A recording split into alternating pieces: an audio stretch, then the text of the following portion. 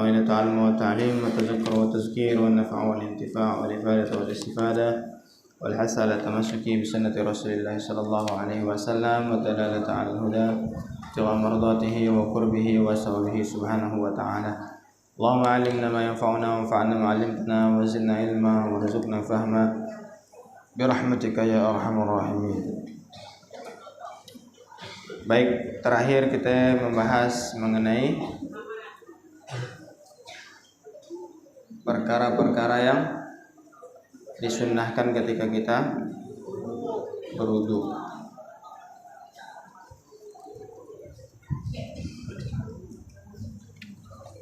Mana dia?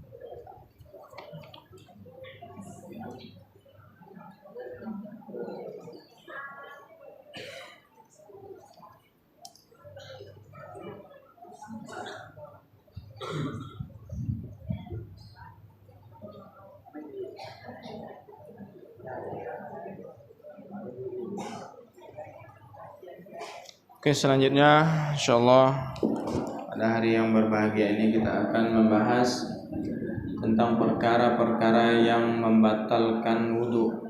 Perkara yang membatalkan wudu. Ingat, ada 4 saja yang membatalkan wudu. Ada 4 saja yang membatalkan wudu, tidak ada yang lain. 4 macam. Jadi jangan ada timbul lagi pertanyaan setelah 4 ini. Setelah kita jelaskan macam-macam pertanyaan, ada yang biasanya yang bertanya, Ustadz, kalau ngacak tai ayam ya batal kedaan? Ada kan? Ustadz, kalau kena tai cacak ya batal kedaan? Nah, ini kita ketahui 4 perkara yang membatalkan wudu. Ta'rifun nawaqid. An-nawaqid, ya, nawaqid artinya jam'u naqid. Naqid itu yang membatalkan. Apa yang menghilangkan sesuatu dari asalnya itu namanya naqid. Sesuatu yang menghilangkan dari asalnya disebut dengan naqid. Kalau dikatakan naqidul wudu berarti dia menghilangkan wudu. Berarti wudu itu awalnya ada kemudian hilang, batal. Wal muradu biha al asbabul lati yantahi bihal wudu wa hiya arba'ah. Maksudnya adalah 4 perkara yang membatalkan wudu. Yang mana wudu itu dikatakan batal harus diulang kalau 4 itu terjadi atau salah satu darinya. Kalau keempat-empatnya terjadi dalam satu waktu itu sulit, tapi mungkin dia terjadi salah satu dari keempat itu. Yang pertama, an-naqidul awal al-khariju min ahadis sabilain. Al-kharij artinya adalah sesuatu yang keluar. Al-kharij dari kata kharaja yakhruju. Al-kharij sesuatu yang keluar. Min, apa min?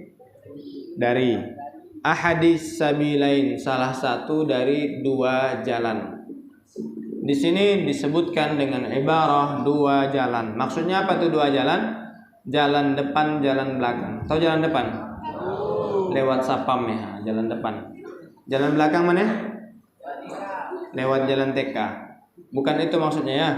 Jalan depan itu kubul ya, yang mana air seni ya, dari depan keluarnya. Batal enggak wudunya?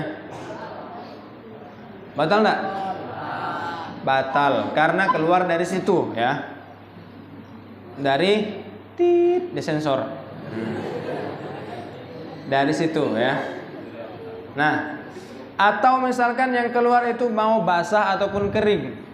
Bahkan angin pun itu membatalkan. Angin ya. Ada macam-macam itu jenisnya ya, angin yang keluar tuh. Kalau dalam bahasa Arab itu ada 2. Ada namanya fusa.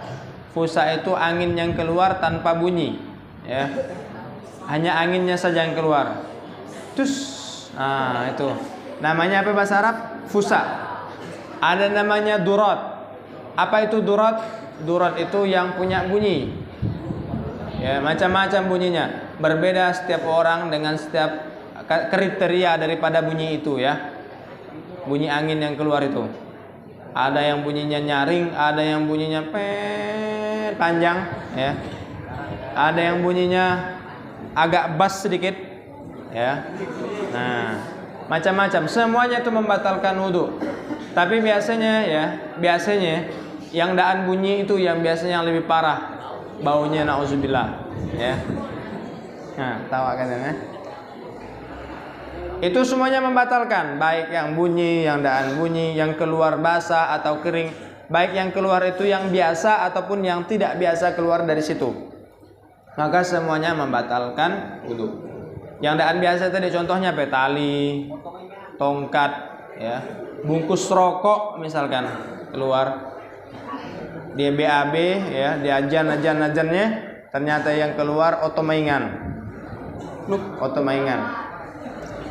Nah, itu pun membatalkan wudu. Kalau ulat gimana Ustaz? Ulat. Nah, ini dibahas oleh ulama. Kalau seandainya ada ulat atau cacing, ya, cacing biasa orang cacingan kan, keluar cacingan itu dia cuma mengeluarkan kepalanya, kemudian masuk lagi. Dia tuh cara nak mantau gimana dunia luar, ya. Cacingnya itu keluar sebentar, kemudian masukkan lagi kepalanya. Batal enggak itu? Tetap batal. Kenapa? Karena semuanya keluar dari situ. Pokoknya intinya apapun yang keluar dari situ batal wudunya. Munade kelereng yang keluar pun batal. Ya. Tahu kelereng? Buah beli. Buah pal ya. Yang kedua, an-naqidus tsani zawalul aqli binaumin aw ghairihi. Hilangnya akal tidak sadar itu dikarenakan tidur atau yang lainnya. Ini banyak sekali kita lihat dalam sholat subuh.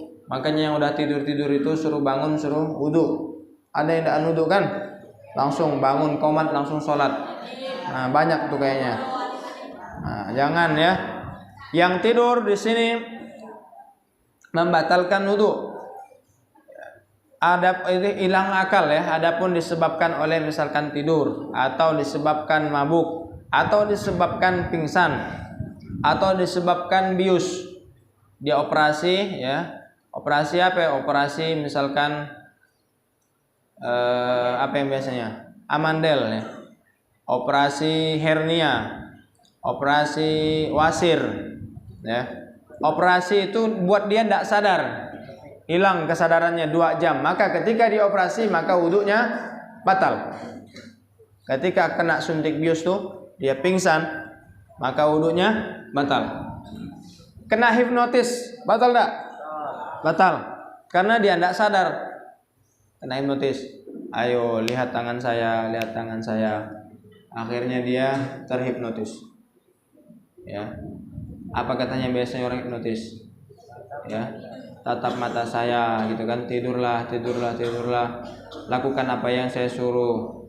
Akhirnya duitnya diambil, ATM-nya diambil, handphonenya diambil, kunci motornya diambil. Setelah itu sadar.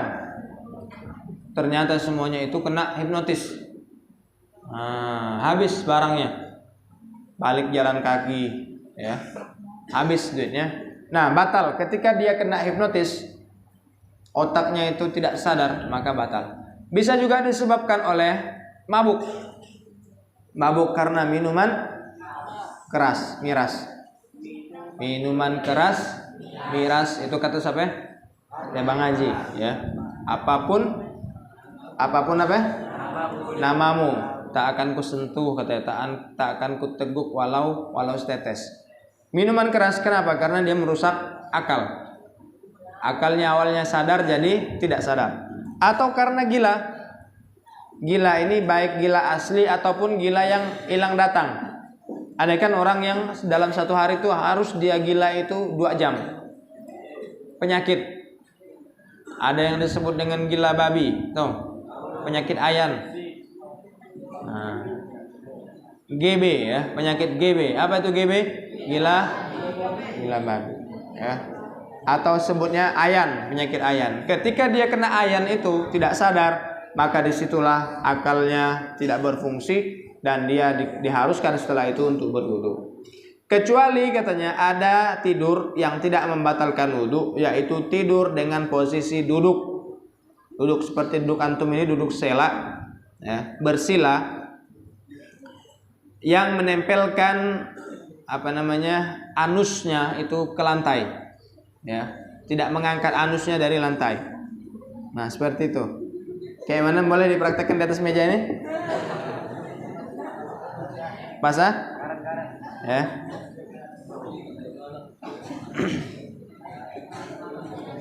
Nah, di sini tapi syaratnya adalah tidur itu yang pertama harus anusnya itu menempel di atas lantai. Bi an takuna maq'adatuhu fathatud dubur multasiqatan bil ardi bihaitsu la yumkinu khurujur rih. Di sini katanya, ya, yang mana anusnya ini melekat menempel di atas lantai yang tidak memungkinkan kalau seandainya angin mau keluar itu dia tidak bisa keluar. Biasanya agak susah, ya. Kalau antum duduk seperti itu, antum kemudian mau buang angin, itu antum harus terpaksa angkat sedikit, ya kan? Supaya anginnya itu lancar. Nah, ada yang bisa coba, ya? Mau coba, ya? Cobalah. Kalau duduk seperti itu, kemudian angin itu mau keluar, agak susah. Nah, maka duduknya harus dengan posisi anusnya itu menempel di permukaan bumi. Menempel di lantai. Yang kedua, an yakuna mu'tadilal khilqa. Orang tersebut bukan orang yang terlalu kurus atau orang terlalu gemuk. Maksudnya apa? Maksudnya adalah orang yang terlalu kurus, dia tidak mungkin untuk bisa menempelkan anusnya 100% ke lantai atau ke bumi. Kenapa? Pasti ada rongga karena saking kurusnya dia. Ya. Ada rongga. Begitu juga orang yang terlalu gemuk, mau dia berbaring pun tetap anusnya ini tetap menempel karena dia memang gemuk. Yang ketiga, an la yastayqidu ala halatil lati nama 'alaiha. Tidak, ini syarat yang ketiga penting. Dia bangun seperti posisi di mana dia tidur. Tidurnya dalam keadaan bersila, maka bangunnya pun harus posisi yang sama. Jangan tidurnya bersila di sini, bangunnya di sini dalam keadaan baring. Dalam keadaan sudah berbaring. Itu membatalkan wudu, ya, karena dia sudah pindah posisi. Maksudnya itu tidak ada perpindahan posisi di mana dia tidur itu. Dan yang keempat, an la yukhbirahu ma'sum 'inda ramli bi khuruji rih minhu asna'a naumihi wa yakfi 'adlun 'inda Ibnu Hajar. Di sini katanya tidak dikabarkan oleh orang yang bangun bahwasanya dia ini wudunya batal ketika tidur tadi. Misalkan ketiga syarat tadi lengkap. Dia tidurnya dengan posisi anusnya menempel di lantai. Kemudian yang kedua, dia tidurnya dengan posisi tidak berubah dari posisi bangunnya tidak berubah dari posisi tidurnya. Yang ketiga, badannya tidak terlalu gemuk dan tidak terlalu kurus. Tapi setelah dia bangun ada orang yang ngasih tahu, bang, tadi abang kentut, ya, maka wudunya batal biarpun syaratnya tadi sempurna.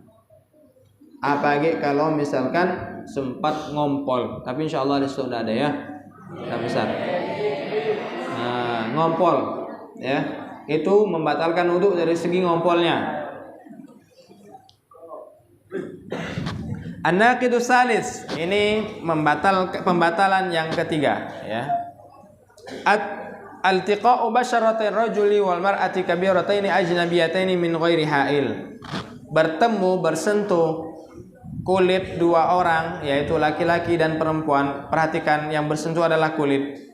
Kabirataini, orang tersebut udah orang besar. Ajnabiyaini, tidak ada hubungan mahram dan tidak ada pakai alas. Bersentuhan dua orang, kulitnya yang bersentuhan nih, dari seorang laki-laki dan perempuan besar. Maksudnya orang ini sudah besar, bukan lagi anak kecil. Walaupun belum baligh, ya. Di sini tidak ada hubungannya baligh dengan tidak. Di sini ada hubungannya dengan haddus syahwah. Apa itu haddus syahwah? Ketika seseorang itu udah besar walaupun baligh, tetapi orang yang melihatnya dengan laki-laki atau perempuan yang normal, dia ingin dengan orang tersebut, ya. Maka ini namanya haddus syahwah. Maka di sini disebutkan itu membatalkan wudu dan tanpa alas. Nah, jadi yang membatalkan di sini kalau yang berjumpa dan bertemu itu adalah kulit dengan kulit. Selain daripada kulit, misalkan kuku dengan kuku, atau kuku dengan kulit, atau kuku dengan rambut, atau rambut dengan kulit, atau rambut dengan kuku, itu tidak membatalkan wudu. Yang bersentuhan rambut dengan rambut misalkan, atau tulang yang bersentuhan tulang. Mana nih tulangnya, gimana? Gigi tulang enggak? Tulang. Nah, dia pongah ya dengan kawannya, laka wudu, dipagangnya gigi kawannya. Kebetulan giginya itu agak ya. Pegangnya. Batal lah wudunya? Enggak batal. Karena menyentuh gigi. Rambut begitu juga. Gigi itu termasuk tulang kan? Tulang bukan giginya. Ada enggak giginya yang terbuat dari plastik di sini? Gigi palsu, ya, gigi palsu.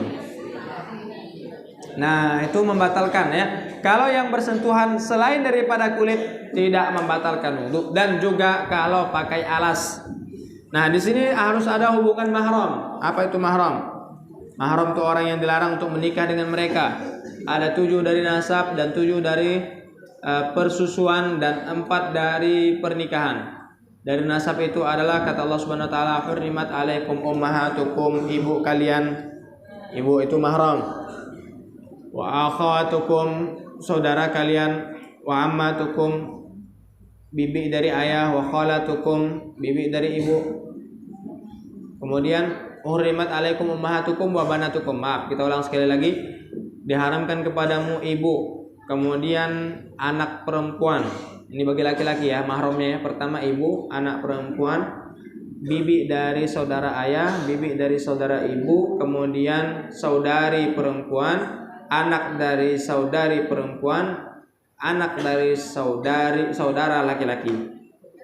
Jadi anak perempuan dari saudari perempuan dan anak perempuan dari saudara perempuan. 7. Keponakan itu mahram. Sepupu tidak. Jadi kalau menyempuh sepupu hukumnya batal. Ya, habis wudu ke masjid membonceng dengan sepupunya batal kalau tersentuh dan tanpa alas.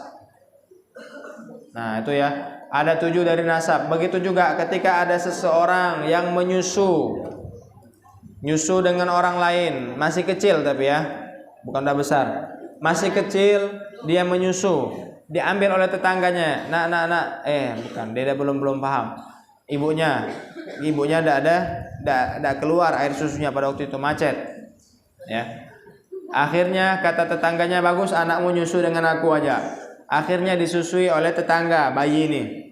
Dengan 5 kali menyusu dan setiap kali menyusu itu kenyang si bayi ini, maka otomatis ibunya itu, tetangga tadi menjadi ibu susuannya. Kalau udah menjadi ibu susuannya, maka apa yang diharamkan kepada nasab juga diharamkan menjadi muhrimnya ibu tadi. Maka ibu tadi menjadi ibu susuan sama seperti ibu kandungnya. Kemudian saudara ibu itu menjadi saudara sesusuannya. Ya. Saudara anak daripada ibu itu menjadi saudara sesusuan. Kemudian ayah suami ibu itu menjadi ayah sesusuan. Saudara ayah itu menjadi saudara paman bibi sesusuan. Ya. Ya. Karena dia menyusu dengan ibu tadi. Paham ya? Ini 14 jadinya, 7 dari nasab, 7 dari persesusuan. Oke, yang dari menikah ya. Ini dari menikah ada 4. Ibu tiri ya. Kemudian anak tiri, kemudian ibu tiri, kemudian anak tiri, kemudian ada lagi di situ menantu dan mertua. Menantu dan mertua. Itu ada 4. Kemudian yang terakhir yang membatalkan wudu adalah yang terakhir adalah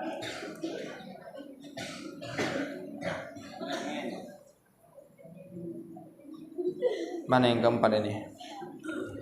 Massu qubulil adami aw halqati duburihi bi batnir rahati aw butunil asabi.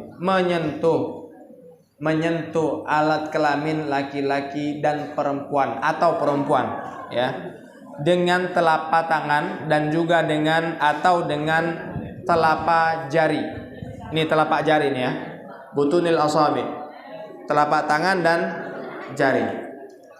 Sekali lagi menyentuh, ya, alat kelamin laki-laki, baik laki-laki atau perempuan, baik itu punyanya sendiri atau punya orang lain, ya, itu membatalkan. Bahkan membatalkan itu kalau itu pun punya orang mati, meninggal. Orang meninggal dunia, dia membersihkan jenazah itu, tersentuh, ya, tersentuh. Apa tertawa, abang? Nah, itu membatalkan wudu. Ini masalah fikih ya, ilmu. Membatalkan wudu kalau menyentuhnya dengan telapak tangan. Ini juga berlaku bagi dubur, ya. Baik kubul ataupun dubur disentuh dengan telapak tangan yang terbuka, maka itu membatalkan wudu. Membatalkan wudu. Baik ini bagi laki-laki ataupun bagi perempuan. Ya. Yang batal itu wudunya yang menyentuh, bukan yang disentuh. Misalkan nih sama-sama cowok, ya, sama-sama laki, berpongah dengan kawannya, tersentuh itunya, ya, tersentuh, ya, itunya. Maka yang batal siapa di sini? Yang menyentuh saja, yang disentuh tidak batal.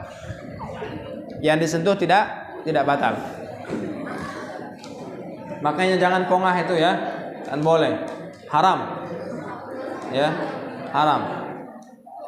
Seandainya antum habis wudu pakai misalkan mau pakai CD, ya, ternyata tersentuh, maka antum harus ulang wudu antum, seperti itu.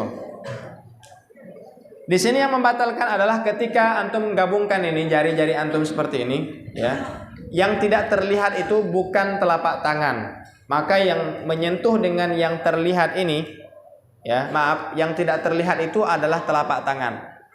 Maka menyentuhnya dengan yang tidak terlihat ketika jari antum beginikan, maka itu membatalkan. Tapi misalkan menyentuhnya dengan balik ini, ya, disentuh, yang bersentuhan ininya dan batal, ya, kalau jarinya seperti ini. Nah, jadi menyentuhnya dengan kebalikan ini tidak batal. Misalnya ditampar, seperti itu, tidak batal. Oke, itu adalah 4 perkara yang membatalkan wudu. 4 perkara yang membatalkan wudu. Selain daripada 4 ini, tidak membatalkan wudu. Tidak membatalkan wudu. Ya, selain daripada 4 ini, apapun yang terjadi tidak membatalkan wudu. Hanya saja mungkin najis. Najis itu harus dicuci. Seperti tadi, ngacak tai ayam Ustaz, batal keadaan. Cak tai cacak Ustaz, dan juga kotoran-kotoran yang lain tidak membatalkan wudu. Kotoran cacak, kotoran ayam, kotoran kambing, kotoran sapi. Dan sebutkan semua kotoran itu tidak membatalkan wudu. Kalau tersentuh ya, terinjak. Yang bahaya kalau terbawa sholat, itu yang batal sholatnya, ya. Dan sengaja dalam kocekannya itu ada kotoran kambing, ya. Tah gimana ceritanya? Allahu Akbar. Setelah sholat, Assalamualaikum warahmatullahi, Assalamualaikum warahmatullahi. Mau ngambil tasbih dari kocekan, ambil tasbih, tarik tasbihnya, berkeluaran kotoran kambing. Ini dari mana ini kotoran kambing? Wallahu a'lam. Ya. Enggak tahu di mana dari asalnya. Untuk membuktikan itu asli atau enggak, diambilnya satu, dipecahkan. Oh iya, kayaknya asli nih. Tapi belum yakin. Dicium lah. Oh, asli. Nah. Apa akibatnya? Sholatnya batal, harus diulang. Harus diulang. Ya. Karena di dalam sholatnya dia bawa najis. Bawa najis. Ya. Tapi kalau bawa, ini ada masalah dalam fikih ya. Kalau seandainya orang itu bawa maaf angin kentut, batal enggak sholatnya? Misalkan dia iseng, ya, enggak ada kerjaan, gabut, atau gabut ya. Dia buang angin, masukkannya dalam plastik, diikat. Kemudian dikocek itu plastik, dibawa sholat. Sah enggak sholatnya? Sah atau enggak? Kalau misalkan ada yang bertanya seperti itu, sah atau enggak? Sah, ya. Sah. Bawa angin itu sah. Karena itu bukan zatnya angin saja. Tapi bau Ustaz anginnya Ustaz. Itu bau karena dia nyerempet ya. Karena ada bergesekan dengan sesuatu. Kalau dia tidak bergesekan itu tidak bau dia. Wallahu a'lam. Cukup ya? Insyaallah. Bab selanjutnya kita akan belajar istinja. Apa itu istinja? Istinja adalah cara bersuci dari ataupun setelah buang air. Cara bersuci setelah buang air, baik air kecil atau air besar. Bagaimana cara mensucikannya? Bagaimana kita cara beristinja yang benar? Insyaallah akan kita bahas dalam pertemuan-pertemuan yang akan datang.